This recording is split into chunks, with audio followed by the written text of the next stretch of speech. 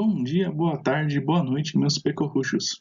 Essa aqui é a aula sobre Revolução Inglesa, Independência dos Estados Unidos e Revolução Francesa para os segundos anos do ensino médio. Na aula de hoje, a gente vai passar por um panorama cronológico agora sobre esses momentos históricos que nós falamos nas aulas de Iluminismo e de Liberalismo. Então, peguem seus cadernos e viva la France, viva la Révolution! Começamos então com a Elizabeth. No século XVI, Elizabeth se torna a rainha da Inglaterra depois de um imbróglio gigantesco com a questão dos filhos do Henrique VIII. A irmã dela assumiu e morreu, o irmão dela assumiu e morreu, e aí ela vai lá e assume o BO de ser o chefe de Estado da Inglaterra. E ela é o último dos Tudor a assumir o reinado, né? Quando ela assume, ela reativa os pactos e as ideias que o pai dela tinha feito, como, por exemplo, o rompimento com a Igreja Católica, que a irmã dela tinha restabelecido, a Maria, né? Maria I, se não me engano.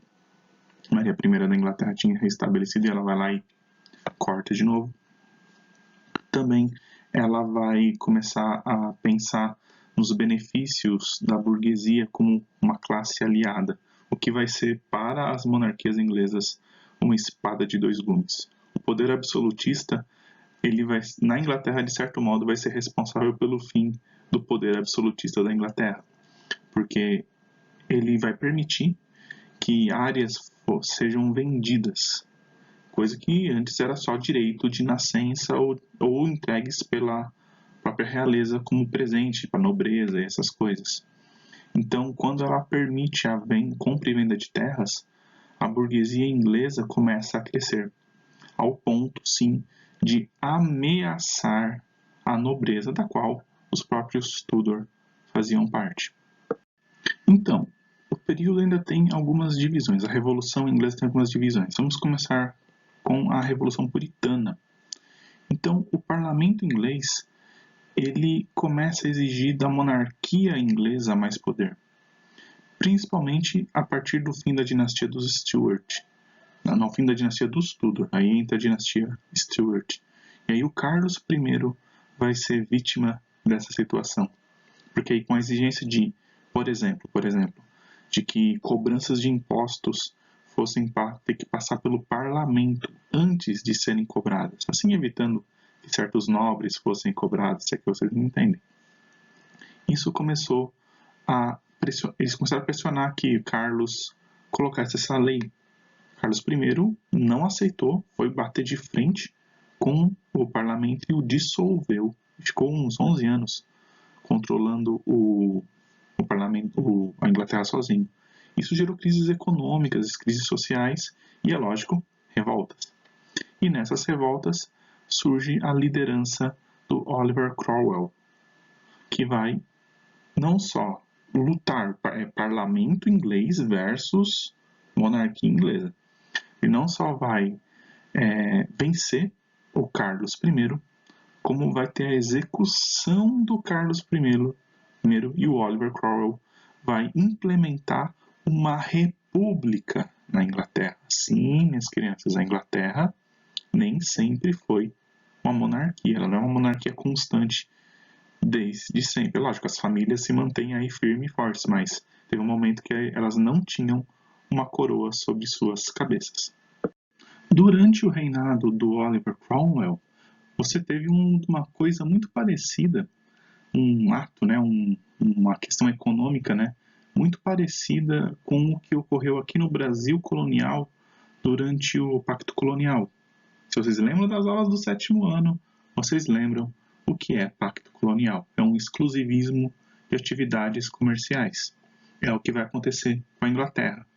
Muito interessada em dar uma barrada na região ali dos Países Baixos, né, dar uma diminuída no poder dos Países Baixos, que aqui a gente chama normalmente de Holanda, mas o ideal é chamar de Países Baixos. Eles, inclusive, eles ficam meio chateados se o povo que vive na Holanda, eles não se chamam de holandeses. Holanda é só uma região dos Países Baixos, eles são neerlandeses. Se você preferir neerlandeses ou Países Baixos mesmo, tá ótimo.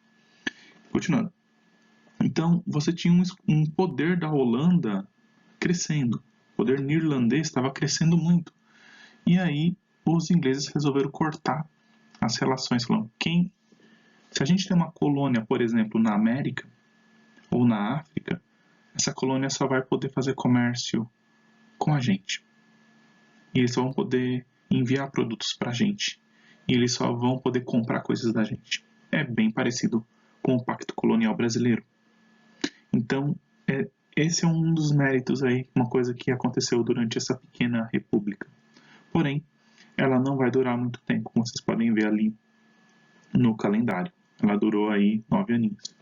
E aí, você tem a virada de novo e os Stuart vão tomar o poder novamente. Eles vão haverá muita tensão com o Oliver. Os monarquistas vão tentando toda hora retornar, toda hora. E aí o parlamento começa a pressionar o Oliver e ele fecha o parlamento tentando criar uma ditadura militar, ditadura de nobre, né?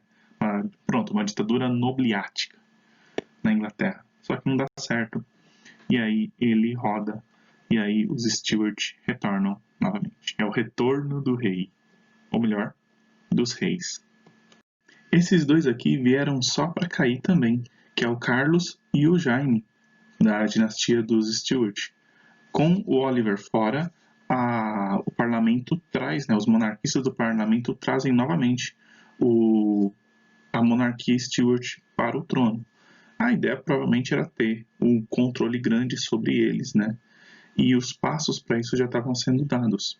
Porém, principalmente o Carlos tinha uma postura extremamente tolerante com relação à religião, e isso já desagradava muito o parlamento. O parlamento inglês, ele era basicamente um parlamento protestante. Então, a presença da Igreja Católica dentro do parlamento não iria dar certo. Um líder da monarquia do país, ele ser aberto ao retorno, por exemplo, da Igreja Católica como uma instituição livre dentro da Inglaterra, ia desagradar os burgueses que, por exemplo, compraram as terras que foram desapropriadas da Igreja Católica. E quando o Carlos saiu, a situação do Jaime era ainda pior, porque o Jaime era católico. Então você já não católicos já não eram bem vistos como uma força política dentro da ilha da Inglaterra. De repente você tem um rei católico. O cara é obrigado a fugir. Ele é obrigado a fugir. E nisso a gente tem a famosa Revolução Gloriosa. Então não teve jeito, cabeças tiveram que rolar. A execução do Charles, ela foi muito icônica e logo na sequência você teve a fuga, né, do Jaime, assim que ele assumiu como rei, né, o Jaime assumiu, porque o Charles não tinha deixado herdeiros. E aí o Jaime assume, mas ele acaba sendo pressionado também a perder a cabeça, acaba fugindo. E aí a filha dele casa com Guilherme de Orange e a monarquia poderia ser mantida. Porém, o pensamento iluminista, o pensamento liberalista já estava completamente instalado no parlamento. Então, ficou estabelecido o seguinte: a diminuição drástica dos poderes dos reis na Inglaterra. Uma coisa que existe até hoje. Ainda existe monarquia na Inglaterra, porém, ela não tem mais o poder político que tinha nas épocas antigas. Então, esse foi o acordo feito para se manter a cabeça dos nobres conectada a seus pescoços durante a Revolução Gloriosa. Você teria a diminuição dos poderes, principalmente da monarquia. Em troca, o parlamento seria livre, independente. Ou seja, as leis poderiam ser produzidas, criadas, ligadas ou desligadas, independentes da vontade do monarca. Um grande passo, realmente, para as revoluções e uma inspiração para as revoluções no resto do mundo. Agora vamos falar de um dos países mais importantes, que não o país mais importante do mundo na atualidade, que é os Estados Unidos da América. A formação do seu país, a migração, né, das 13 colônias para um país independente, é algo muito interessante e um exemplo de ação iluminista dentro desses inúmeros exemplos que a gente está dando aqui. Então, a gente agora vai começar a falar sobre isso, então prestem atenção, peguem seu mosquete e vamos trabalhar. Vamos lá, vamos falar de coisa boa, vamos falar de impostos. Só que não é uma coisa boa. Aquela clássica lá dos anticapitalistas, imposto é roubo, né? Então vamos lá. Seguinte, antes de mais nada, a gente tem que entender que as 13 colônias britânicas, elas eram uma colônia, ou seja, elas estavam subjugadas à Inglaterra. E a Inglaterra estava em guerra, para variar, com a França. Então, para melhorar os rendimentos da Inglaterra e sustentar sua luta contra a França, eles vão aumentar os impostos de todo mundo que eles puderem. Eles já tinham criado aquele exclusivismo dos atos de navegação. Agora eles iam aumentar essa potência, aumentando o preço dos produtos que eles iam vender para as colônias. Então aí vocês têm exemplos de produtos. Um exemplo interessante, vamos por datas, né? 1764, a Lei do Açúcar. A Lei do Açúcar, ela era um imposto que proibia as 13 colônias britânicas de comprarem açúcar e melaço das Antilhas, das regiões que eram produtoras, como por exemplo, as regiões tinham franceses, tinha ingleses, é lógico, mas também tinham franceses e holandeses. Eles não queriam que isso acontecesse. O pior é que tinha algumas regiões que não tinham acesso ao açúcar do sul dos Estados Unidos. Então os caras compravam açúcar, eles produziam açúcar, vendiam açúcar para a Inglaterra e esse açúcar voltava para as 13 colônias. Algo bem difícil. O encosto disso ia na nuvem. O açúcar, que era uma coisa que até era bem comum para o cotidiano do povo das 13 colônias, começou a rarear. Outra lei importante, uma lei que ela coloca muito problema na liberdade de expressão da época, é a lei dos selos. A lei dos selos, ela aumentava muito o valor das cartas, das revistas, dos livros. Então ficou muito difícil produzir material escrito na colônia. E isso é uma coisa que os estadunidenses, que o povo das 13 colônias, que não se chamava estadunidense, né? O povo das 13 colônias não admitia. Eles eram um povo que gostava de ler, tem inúmeros exemplos de diários de viagem, pessoas que, até pessoas muito simples, né, muito humildes, eram bem letradas. 1773, o famoso Lei do Chá, né, que acaba taxando o chá a um preço absurdamente alto. Isso já é uma coisa que vai quase levar a grandes revoltas, né, e gera alguma coisa bem, sim, um momento, né, famoso na história mundial, que é a festa do chá de Boston. E a festa do chá de Boston, ela gerou um efeito muito famoso, que é o outro aqui, que é as leis intoleráveis. As leis intoleráveis foi a prisão da galera que fez a festa do chá de Boston, que jogou engradados de chá no rio, saqueou áreas de depósitos de portos, essas coisas. E isso já causou uma grande insatisfação. A Inglaterra só pegava, a Inglaterra não permitia nada, e as 13 colônias tinham mais gente do que a Inglaterra,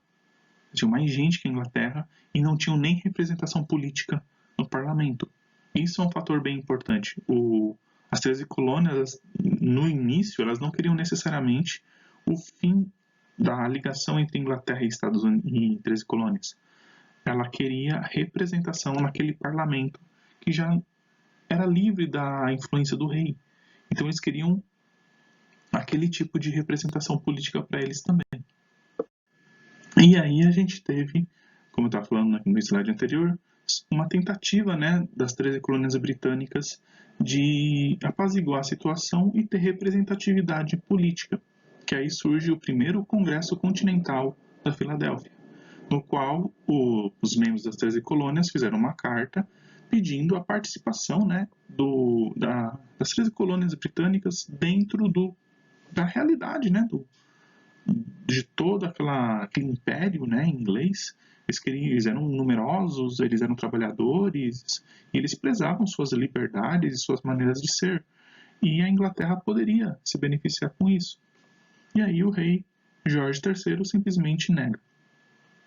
Interessante que quem foi levar essa petição foi o Benjamin Franklin, o cara lá que, abre aspas, descobriu a eletricidade empinando uma pipa num dia chuvoso com uma chave de metal amarrada na pipa.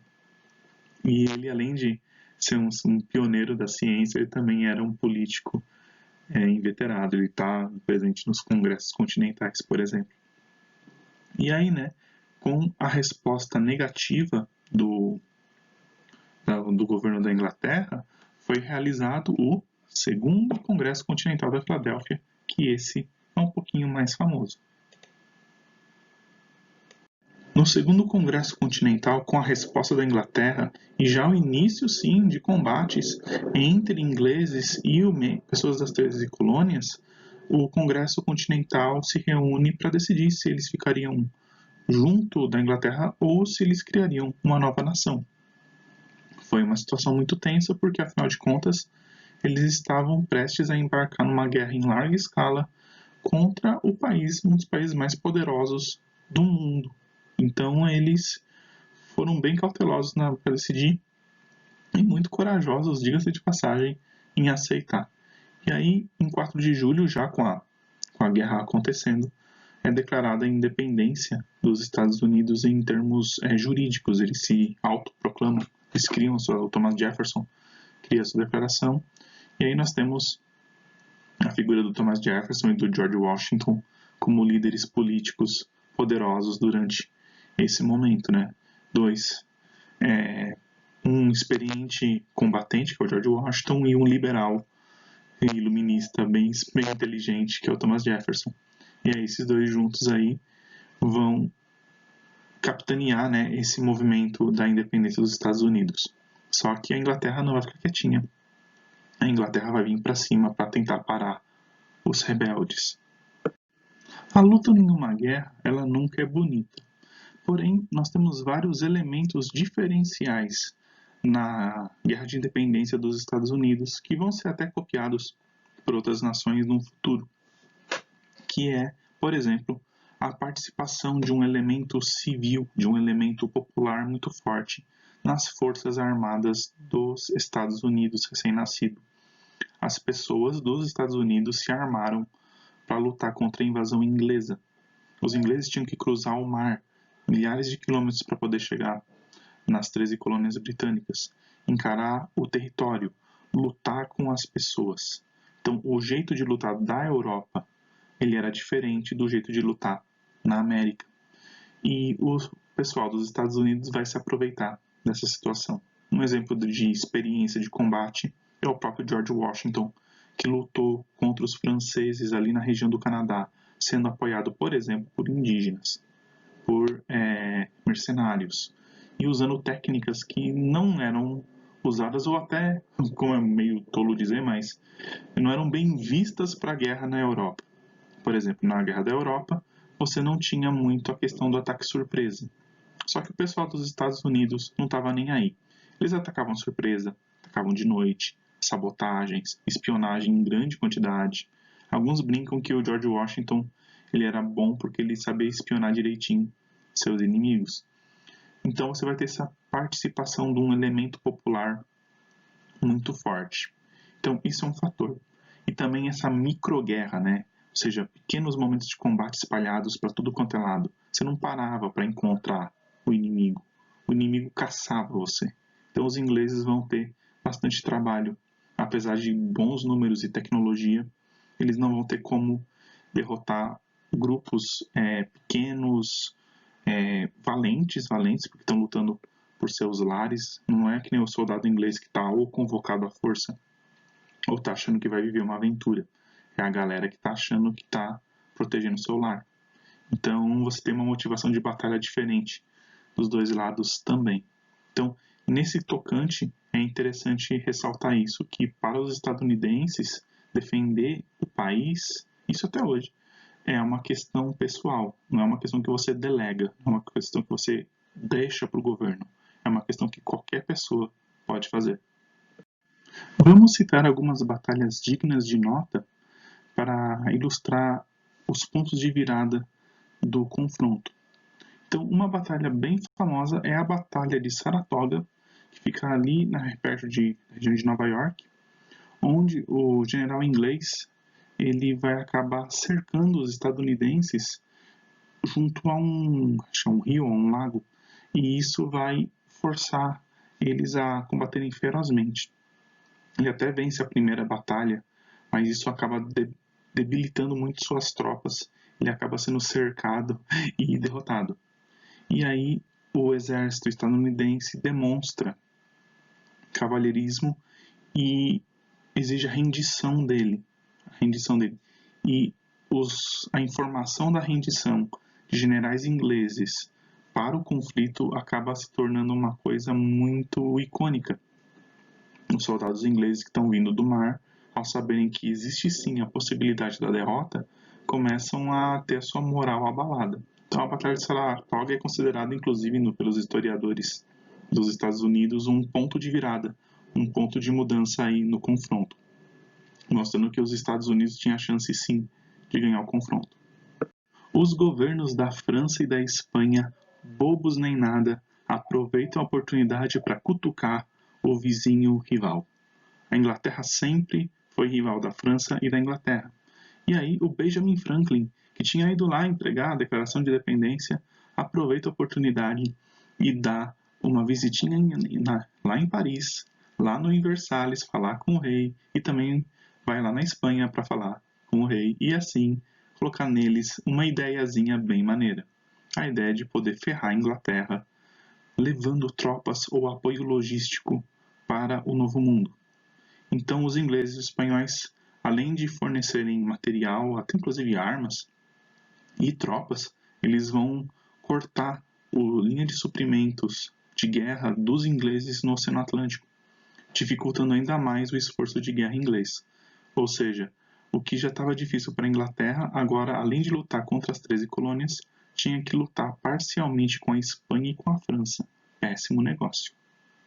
Pouco se podia fazer pelos soldados ingleses agora cercados por um exército que cresceu durante este conflito.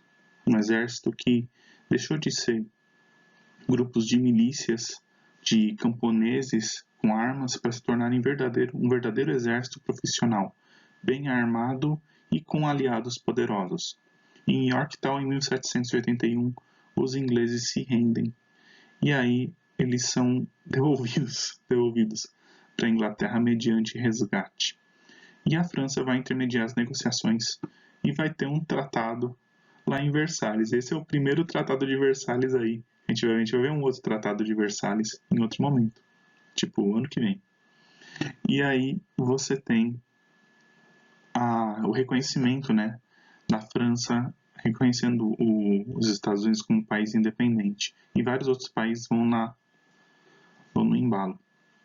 E surge uma nação republicana, uma nação que olha agora não mais para o leste, mas começa a olhar para o oeste, começa a olhar para o restante do território do seu próprio continente, e aí eles falam aquela célebre frase: para o oeste, meu jovem, para o oeste.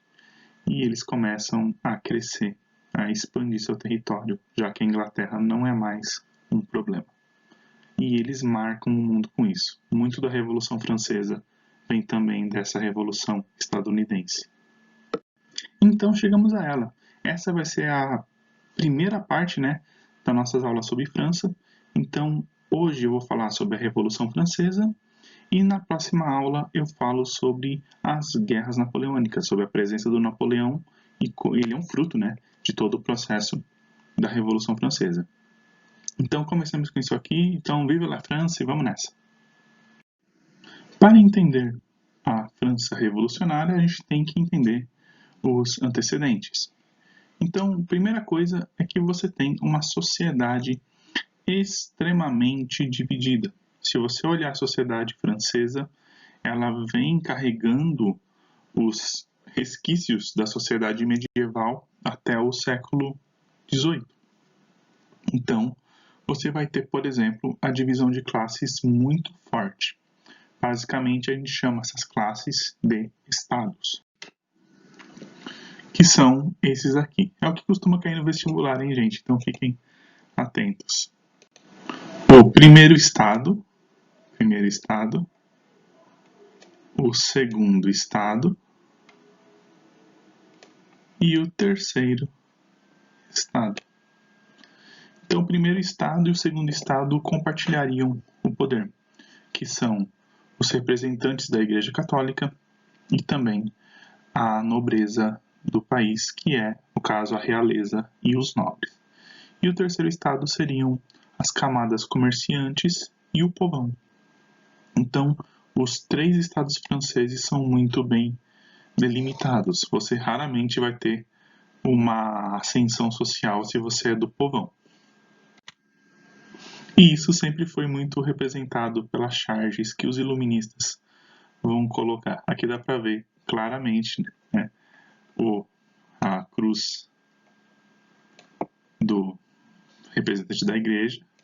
O sol representa a França, é um dos símbolos da França. E o coitado aqui embaixo, com a enxada, né, representando aí o povão. Então fica evidente quem carrega quem na época, na França do século XVIII. Então, como boa parte da população da França era analfabeta, era uma das maneiras dos revolucionários franceses fazerem a divulgação, né, das suas ideias, dos seus pensamentos. Outros fatores importantes estão ligados à economia e à política.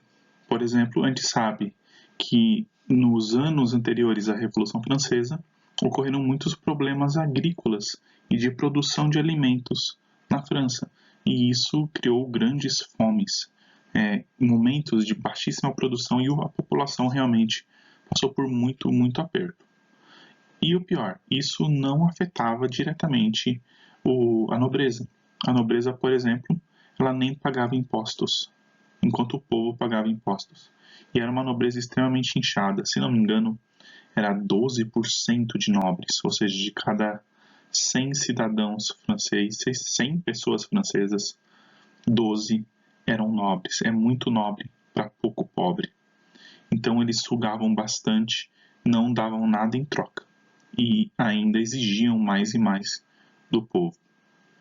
Além do mais, você teve o uso do exército francês em guerras externas que não deram muito de volta para a França, que é o caso, por exemplo, da Guerra de Independência dos Estados Unidos, que lhes foi prometido algumas coisas, mas no fim das contas a França não ganhou muito com a mãozinha que eles deram para os Estados Unidos da América.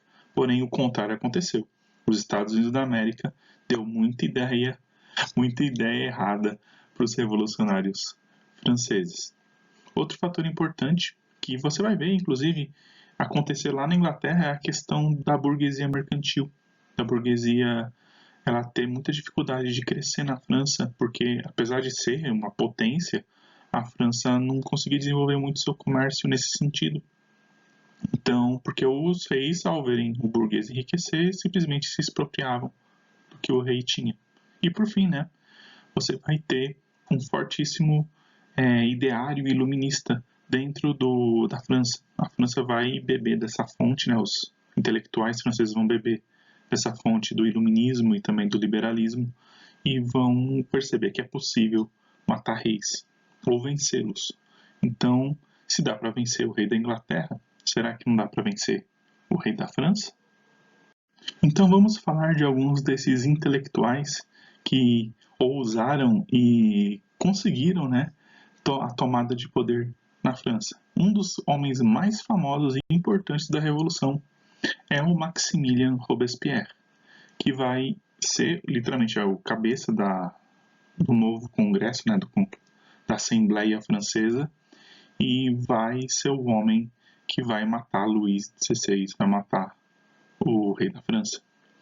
E ele é um homem muito dual, ele é um homem muito interessante. Eu li bastante sobre o Robespierre e eu posso dizer para vocês que as pessoas mudam com o tempo, com certeza. Uma das naturezas do ser humano é que ele muda, inclusive de opinião. E é o que vai acontecer. Um homem que começa com um ideário iluminista extremamente libertário vai se tornar um déspota. É o que o Robespierre, aos poucos, vai se tornando. As frases aí do lado são dois pensamentos, duas frases escritas por ele. A primeira: será mais fácil governar o povo quando a mente humana adquirir maior atividade, luz, força e serenidade. Ou seja, quando a paz for atingida, a humanidade se tornará governável porque todo mundo vai entender o que é certo. E a segunda: o terror é a luta da liberdade contra seus inimigos. Ou seja, para você ter liberdade, você precisa causar medo em seus inimigos e não entendimento. Ou seja, é bem oposto ao que ele acreditava no começo. Ele é um homem de muitas facetas, vai ter uma morte trágica, vai ser morto também na guilhotina, como o rei que ele ajudou a derrubar. Marat é outro revolucionário francês, mas esse é mais um, a gente fala um cara das ruas, né, um streetwise, como se diz. Ele vai entrar no ideário francês como um chefe de uma inteligência parisiense e vai ser também um escritor profícuo, mas ele é mais da camada mais pobre, mais empobrecida. E ele também vai ser bem ligado ao iluminismo. Outro homem que vai morrer na tragédia vai ser assassinado na banheira, que é uma coisa esquisita. Aparentemente ele tinha algum problema de pele que o obrigava a tomar banhos quase que constantemente. E aí ele estava na banheira, escrevendo coisas, e aí uma espiã chega e assassina ele. E aqui a frase dele é bem interessante. Nada supérfluo pode legitimamente pertencer a nós, enquanto outros passam necessidades. Ou seja, se você tem algo sobrando, por que você não doou ainda? De que adianta a liberdade política para quem não tem o que comer? Ou seja, se você está passando fome, ideias e valores não valem de nada. O que vale é encher a barriga. Ou seja, a sobrevivência tem que vir em primeiro lugar. Aí depois as questões políticas podem ser debatidas. Não existe fracasso, exceto quando deixamos de nos esforçarmos. Ou seja, o fracasso é não tentar. O fracasso é não tentar. Então, ele era um homem bem ideário, bem firme, e vai morrer embebido em seus ideais. Vai ser um dos símbolos da Revolução. O revolucionário francês vai gritar nas ruas: viva a Revolução, viva Marat. A situação fica insustentável durante a Assembleia dos Estados Gerais. O rei Luís XVI ele já tinha tentado e fracassado nas suas tentativas, né, de resolver os problemas econômicos da França. E aí ele reúne, né, a Assembleia dos Estados Gerais, ele é o único que pode convocar esse tipo de reunião, e chama representantes dos 3 estados, ou seja, a nobreza, o povo e a igreja, no caso a igreja católica. Os reis franceses naquele momento histórico, eles eram ligados à igreja católica. E as duas propostas complicadas desagradavam 2 dos estados, que era a inserção de impostos para os nobres e o aumento de impostos para o terceiro estado, para os pobres. Ou seja, ninguém ia ficar satisfeito. Mas quando a proposta de aumento de impostos para os pobres surgiu, a coisa pirou. A coisa virou uma bagunça. Literalmente cadeiras voaram. Cadeiras voaram da Assembleia. E aí o revolucionário, né, o pessoal que já se identificava quem eram os iluministas naquela época, eles foram acusados de conspiração, provavelmente estava certo, e muitos deles foram presos já ali naquele momento. E chega o famoso dia, 14 de junho de 1789, 14 de julho 1789, 1789, para melhorar a sua decoreba para o vestibular. Então, você tem nesse dia aí o início do que seria a Revolução Francesa, porque houve um resgate ou um ataque, nem tem muita certeza o que aconteceu exatamente, mas houve um grande ataque à Bastilha. A Bastilha era uma fortaleza que ficava em Paris, na cidade de Paris. Ela era uma, abre aspas, velharia dos tempos medievais que foi deixada para servir de prisão e para servir também de depósito. Depósito do quê? Inclusive de armas. Então, o revolucionário, né, o grupo revolucionário francês, aparentemente foi resgatar amigos ali dentro da Bastilha e também roubar armas, espadas, alguns falam até um canhão, e levar eles para as ruas e insuflar a população parisiense já insatisfeita, já odiando a nobreza, a se rebelar contra o rei e a matar o rei. Então você vai ter o conflito entre a população parisiense contra o exército real. Mas, professor, cadê o exército nacional? Cadê o exército da França? Uma parte tinha ido para a América, né, minha gente? Uma parte estava em fronteira. A guarda real meio que cuidava de Paris, então não tinha muito exército para dar conta da cidade. Então, com pouca tropa para lidar, juntou a fome com a vontade de comer. E aí você teve, se não me engano, acho que mais de um mês de lutas em Paris, uma guerra urbana terrível. Então Paris vira um campo de batalha, Versalhes, que é onde o rei morava, fica isolada, mas quando a batalha é ganha pelo revolucionário francês, eles vão até Versalhes e capturam o rei. Eles não matam o rei. Robespierre e seus amigos têm planos muito especiais para o monarca. Essas aqui são algumas ilustrações. É interessante que é um conflito, né, ricamente escrito. Haviam muitas pessoas trabalhando no momento, inclusive, para vocês verem, tinha até jornal nos dias da Revolução. Então, as pessoas escreviam o que estava acontecendo, elas escreviam o dia a dia das batalhas. E você tem, tipo, a questão dos sans-culottes. Sans-culottes é o nome que você dá pro homem da cidade, o homem parisiense, né? E você tem essas roupas típicas aí do imaginário, né, dos tempos da Revolução para os homens e para as mulheres também. As mulheres parisienses usavam roupas um pouco mais práticas do que aquelas roupas pesadas das mulheres dos homens nobres, para ser um pouco mais versátil na hora do combate, inclusive da ação do dia a dia. Valeu bem, porque também combinou bem com as ações de combate. Os nobres não tinham muita chance em combater com roupas apertadas, saias com armação de arame e máscaras e grandes perucas. Então era até fácil detectar um nobre para poder eliminá-lo. E essa era uma das coisas que o revolucionário estava fazendo, a erradicação dos nobres fisicamente. Então muito nobre morreu por ter bobeado e andado na rua e estado no lugar errado na hora errada.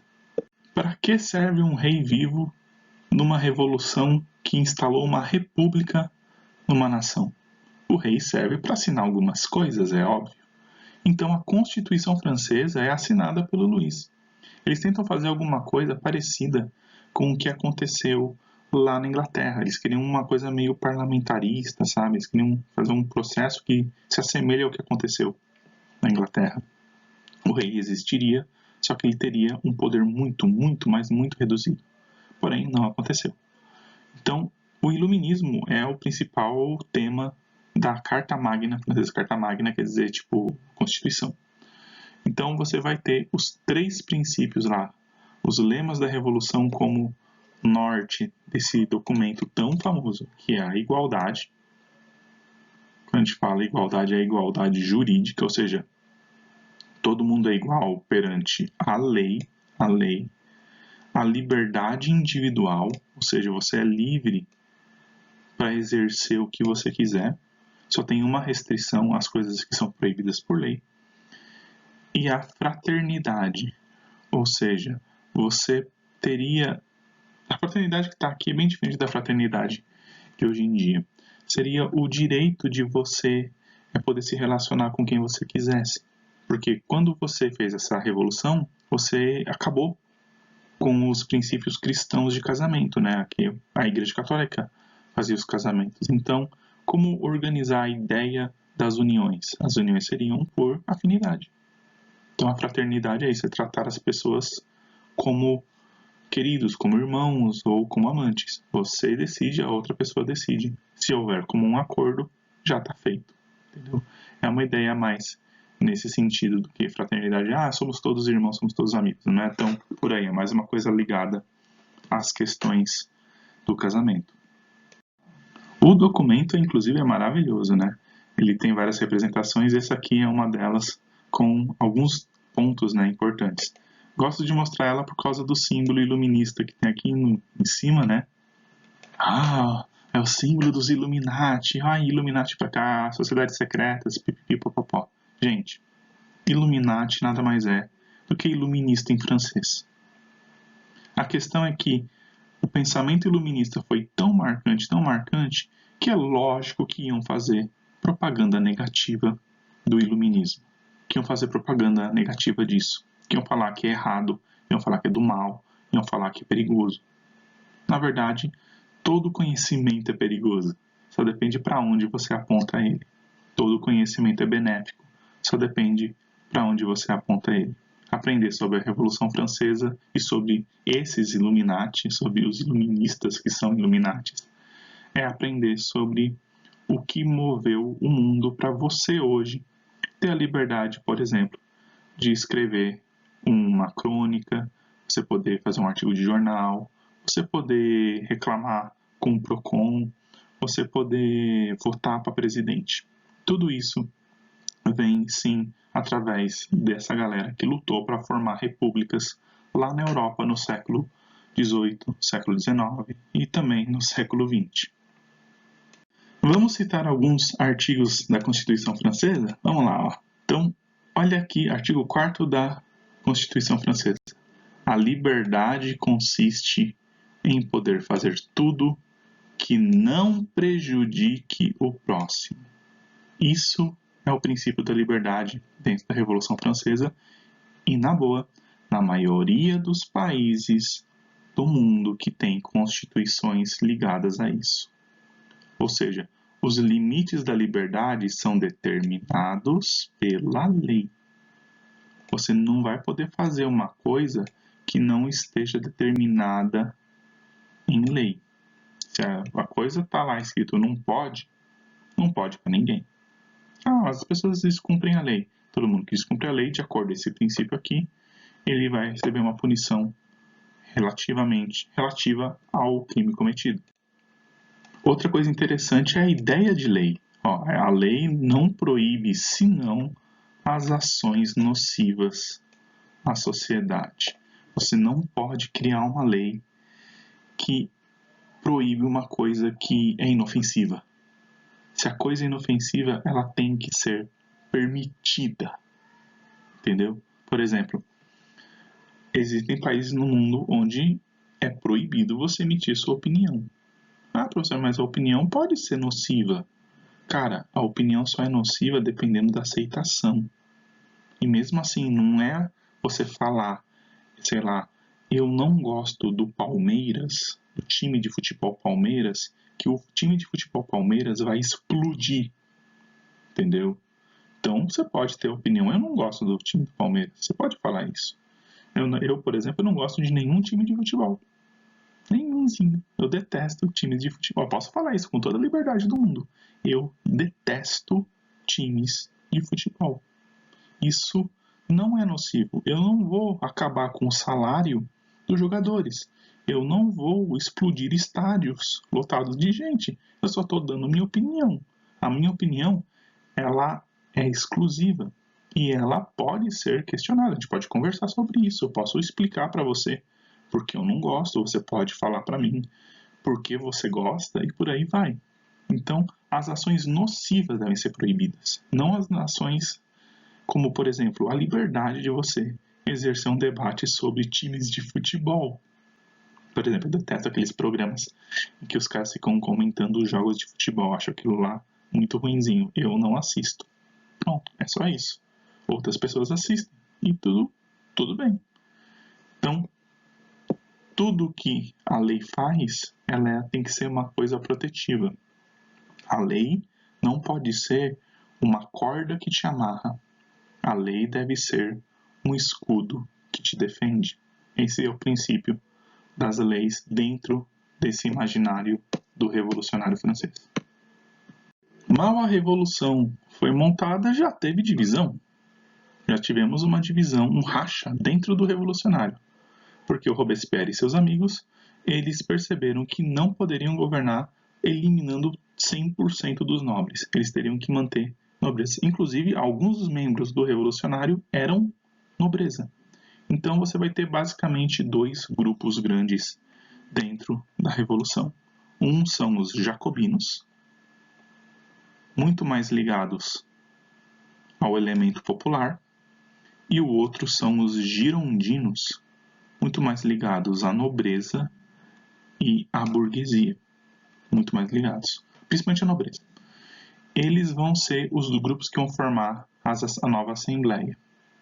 E aí, nesse interim, o Luís ainda estava vivo. O Luís XVI e a sua família estavam presos em Paris.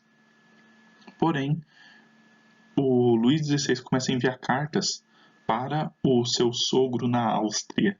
E quando ele faz isso, ele é descoberto. E quando ele tenta fugir para a Áustria, ele é capturado e decapitado como um traidor. A partir desse momento, os outros países, os outros países vizinhos da França, eles começam a declarar guerra, eles começam a atacar a França para tentar acabar com isso. Afinal, acabaram de matar o rei mais poderoso da Europa. Então, qual seria o próximo? O rei da Áustria? O sogro do rei da França? Os príncipes alemães e italianos? Pequenos reinozinhos que ficavam próximos da França e que ela podia aglutinar com um ataque, um desses reinozinhos. Então todos os países vizinhos começaram a se mexer em direção à França para pará-la. E aí o revolucionário teve que encarar não mais uma guerra civil, mas uma guerra externa, uma guerra contra seus próprios vizinhos. Esse é um momento muito interessante para a gente falar sobre a questão da direita e da esquerda, porque ela surge aqui nesse momento. Que a ideia de direita e esquerda que a gente vê hoje é um pouquinho diferente do pensamento de direita e esquerda que você tem na época da Revolução. Então, olha o que temos aqui. É assim mais ou menos que era a Convenção Nacional, é assim que era a nova organização dos estados franceses. Então, de um lado, do lado direito, você teria, deixa eu marcar aqui com o roxinho, os girondinos. Os girondinos, eles são representados pelos burgueses, pelos liberais e pelo que a gente chama de classe média, o que sobrou da nobreza aí na época. Eles seriam os conservadores, pessoas que queriam manter as coisas mais ou menos como estavam, talvez até retornar com a monarquia. Do outro lado, você tem a esquerda, a área esquerda da Assembleia, onde estão os jacobinos. Os jacobinos são a classe média parisiense, a classe baixa e trabalhadores ali de Paris, principalmente. Também você tem aqui os sans-culottes, a galera mais pobrezinha mesmo. E lógico, você tem o centrão, que é o pessoal da alta burguesia que, ao sabor do vento, podia mudar de lado. Então, essa é a origem dos termos direita e esquerda. Tanto que, se você analisar hoje um pouco, você pode até dizer que alguns pensamentos do Robespierre são tanto de direita quanto de esquerda. Por que, então, direita e esquerda é utilizado hoje em dia no espectro, na análise política? É simples. Os historiadores franceses usaram esse termo direita e esquerda para homenagear isso que vocês estão vendo. É só por isso. Ou seja, quem for de uma orientação política mais conservadora, for de uma orientação política mais tradicional, você pode chamar de direita. Quem for de uma orientação política mais social, de uma orientação política mais revolucionária, você pode chamar de esquerda. E pronto. É basicamente isso. Hoje em dia, inclusive, essa classificação está meio complicada de ser utilizada. A gente percebe que o pessoal utiliza direita e esquerda de modos políticos. O pessoal fala, esse cara é de direita, não gosto dele. Esse cara é de esquerda, não gosto dele. A pessoa nem estudou direito os termos e usa eles no dia a dia. Os historiadores detestam isso. A gente não criou os termos para que as pessoas levantassem uma bandeira usando eles. Eles são para classificação política. Eles não são para rótulo, para usar na sua campanha política. Entendeu? E isso é uma coisa que vai acabar acontecendo bastante, inclusive confusões muito sérias sobre a terminologia, como se direita fosse errado e esquerda fosse certo, ou esquerda fosse errado e direita fosse certo. Eles não são o símbolo do certo e do errado. A esquerda e a direita são classificações. Classificações são como uma régua. Uma régua, ela não tem ideologia. Uma régua só mede as coisas. É para isso que a gente inventou direita e esquerda, para medir as coisas, não para as pessoas usarem no palanque eleitoral. E não é que os jacobinos até estavam dando conta do recado, eles conseguiram segurar bem as ameaças externas. O problema eram as ameaças internas. Os girondinos, descendentes da nobreza francesa, eles ficavam constantemente arquitetando golpe sobre golpe. Até que uma hora eles finalmente conseguiram, eles foram atacados, inclusive, a guerra civil foi violenta, morreu muito girondino para eles conseguirem vencer os jacobinos. E aí eles conseguem esvaziar o poder político do Maximilien Robespierre, que é executado numa guilhotina. E aí, em 1795, os girondinos ficam no poder. Porém, a França está passando por um grande aperto. Inimigos externos, crise econômica, quase uma década aí de revolução e a coisa está começando a ir de mal a pior. Então eles precisavam de um símbolo, eles precisavam de alguém forte, carismático, que pudesse assumir como parlamentar mesmo, não como rei, mas como parlamentar. E é aí que surge o Napoleão Bonaparte. É aí que surge, que vai ser o tema da nossa próxima aula, vai ser a Era Napoleônica e a sua influência no século XIX. Então a gente está aqui findando o século XVIII e a gente vai embarcar de vez para o século XIX nas duas últimas aulas desse ano. E é isso, meus pecorruchos.